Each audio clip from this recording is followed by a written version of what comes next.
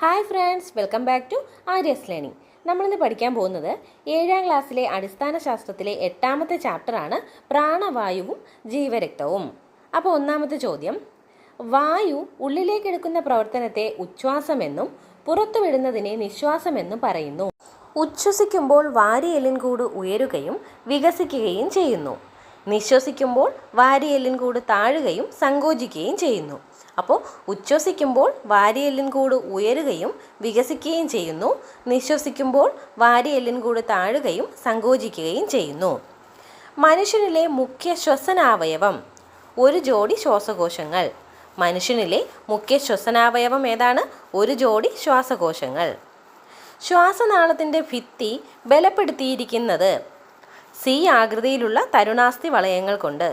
ശ്വാസനാളത്തിൻ്റെ ഭിത്തി ബലപ്പെടുത്തിയിരിക്കുന്നത് എന്തുകൊണ്ടാണ്?